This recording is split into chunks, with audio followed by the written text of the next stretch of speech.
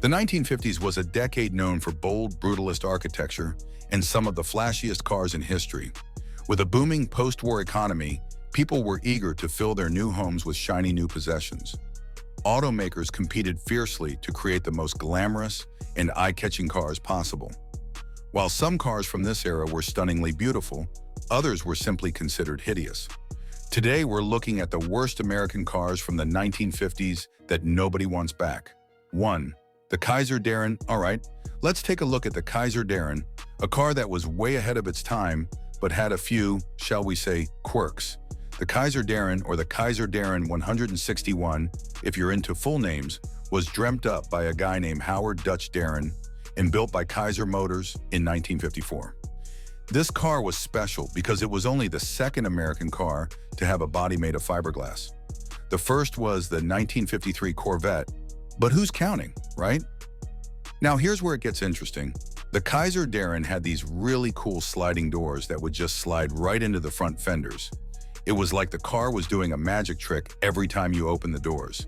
But, and this is a big but, the Kaiser Darren wasn't exactly a speed demon.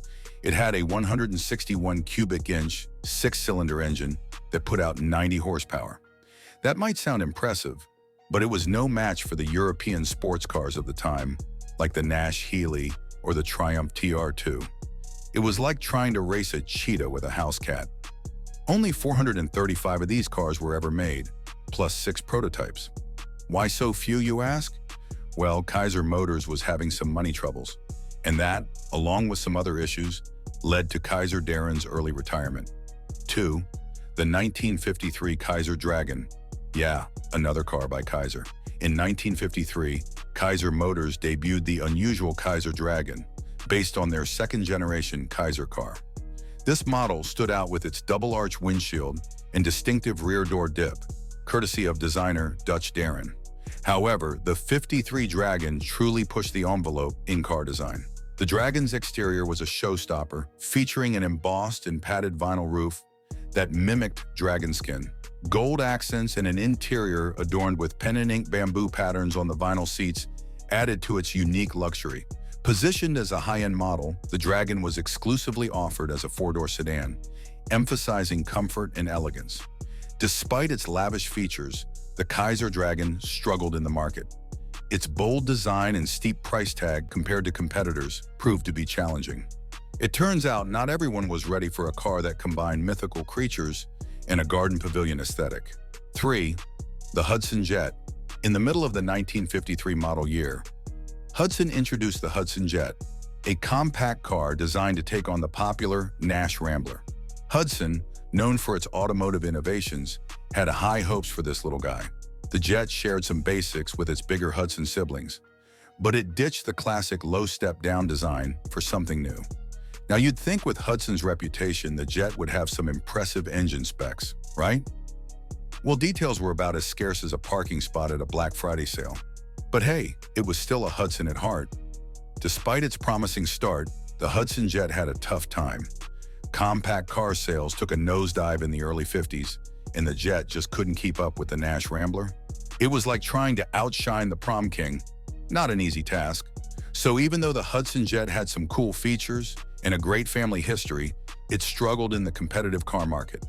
It was like the kid who tries out for the football team but gets overshadowed by the star quarterback. Better luck next time, little Jet. 4. The 1958 Oldsmobile 98.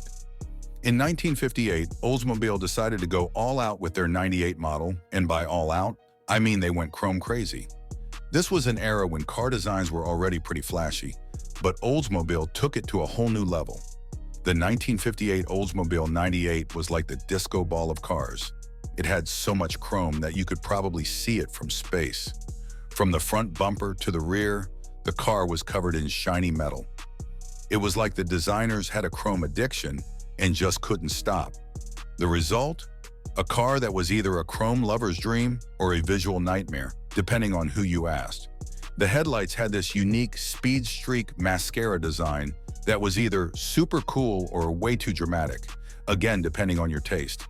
And if that wasn't enough, the quarter panels had these model. Despite all the technological advancements and powerful engines under the hood, The 1958 Oldsmobile 98 became famous for its, shall we say, unique styling. It was one of those cars that really pushed the limits of what was considered good taste in automotive design. Love it or hate it, you definitely couldn't ignore it. 5. The 1959 Studbaker Lark. In 1959, Studbaker introduced the Lark, a budget-friendly car that didn't try to hide its thrifty roots. Made by the Studbaker Packard Corporation until 1961, and later just Studbaker, the Lark was all about practicality and saving money. They took the body shell from older, full-size Studebakers and gave it a new life. Now, the Lark wasn't your typical American car of the time. Its design was, well, a bit uneven. But hey, it came in all sorts of styles: coupes, convertibles, sedans, even station wagons. You could fit 6 people comfortably and have plenty of room for groceries or whatever else you needed to haul around. Under the hood, you had choices: a 6-cylinder Lark 6 or an 8-cylinder Lark 8. Fuel efficiency wasn't bad either, ranging from 16 to 23 miles per gallon. But here's where things got a bit tricky. The Lark, especially the V8 versions, had some handling issues. The V8s were known for understeering due to their weight, which made driving them a bit like trying to steer a stubborn mule. So the Lark was a practical, cost-effective car with a unique design and some quirks. It might not have been the smoothest ride, but it got the job done and saved you some cash along the way. 6. The 1959 Ford Anglia. All right, let's give the 1959 Ford Anglia a fresh and humorous take. The 1959 Ford Anglia was a car that stuck around for nearly a decade, despite its, shall we say, unique looks. With its droopy roofline, reverse slanted rear window, and stubby trunk, the Anglia was like the awkward kid in class who somehow became popular. Introduced in 1959 and lasting until 1967, the Ford Anglia 105e was a big deal in the UK, marking Ford's first major project from their Birmingham R&D center. The Anglia had a distinctive front end and that quirky rear windscreen, which added to its unconventional charm. Inside, it could fit 4 adults with front bucket seats and a rear bench. Comfort wasn't exactly its strong suit, but practicality was the name of the game. Under the hood, the Anglia had a fuel-efficient 1.0 L Ken engine that produced a modest 39 horsepower. It was like the car equivalent of a reliable, if not particularly exciting friend. Power was channeled through a 4-speed manual transmission, which was pretty standard for the time. Despite its love it or hate it styling, the Anglia became a hit for its affordability and practicality. It was a common sight on British roads, proving that sometimes being a bit odd can work in your favor. So the Anglia might not have been the prettiest car on the block, but it got the job done and won the hearts of many British drivers. 7. The 1958 Edsel, a design disaster. The 1958 Edsel was a car that, well, let's just say it had a face only a mother could love. Its appearance was so polarizing that it faced some serious criticism, especially for its front-end design. Whether you were looking at the larger Citation and Corsair models or the smaller Ranger and Pacer, they all shared a distinctive front grille and wide-set headlights that were, to put it kindly, unique. Publicly, people said the front grille looked like a horse collar. Privately, well, let's just say the comparisons got even less flattering. The car's profile, especially in the convertible version, raised some eyebrows with its proportions, leading to questions about its structural integrity. It was like the Edsel was trying to be different just for the sake of being different. But the Edsel's problems weren't just skin deep. It also had issues with build quality, which didn't help its reputation. The combination of design missteps and production challenges led to a swift decline in popularity. Named after Edsel Ford, son of Henry Ford, the Edsel was meant to compete with Chrysler and General Motors and capture a larger market share. Unfortunately, the public's reaction to its styling sealed its fate pretty quickly. The Edsel had a brief production span of just 3 years, from 1958 to 1960. It was like the car equivalent of a one-hit wonder that didn't even have a hit. Despite its ambitious goals, the Edsel will forever be remembered for its, shall we say, memorable design choices. 8. The 1952 Nash Healey. The 1952 Nash Healey was a unique collaboration between American automaker Nash Kelvinator and the British Donald Healey Motor Company. The idea was to create a luxury sports car that blended American muscle with British finesse. Initially, the Nash Healey was powered by Nash's Ambassador drivetrain and featured a chassis and early bodies designed by Healey. But the real magic happened in 1952 when the legendary Italian designer Battista Pininfarina stepped in to give it a makeover. Pininfarina's touch was significant, but it also stirred up some controversy. The aluminum-bodied Roadster got a lower one-piece windshield and distinctive rear fender bulges. However, it was the grille and headlights that really turned heads. Placed inboard of the front fenders, these features gave the Nash Healey a look that was, well, unique. Some people even joked that it looked like the car was trying to swallow another vehicle. Despite its impressive performance credentials, the Nash Healey had a tough time winning over mainstream buyers. Its daring design choices were just a bit too much for some. It was like the kid in class who's super smart but wears crazy outfits. You know they're brilliant, but you can't help but notice the unusual style. So the Nash Healey was a car that combined the best of American power and British craftsmanship with a dash of Italian flair. It might not have been everyone's cup of tea, but it certainly left a lasting impression. 9. The 1956 Studbaker Hawk. The 1956 Studbaker Hawk was part of a series that followed the highly praised designs of the 1953 Studebakers.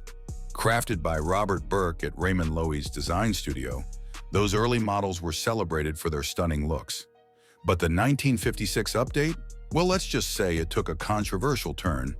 The 56 Hawk featured a distinctive tombstone grille that was, shall we say, a bit of a shocker. It was like the car was trying to make a bold statement, but not everyone was on board with it. The grille starkly contrasted with the smooth lines of its predecessors, and the reception was mixed, to say the least.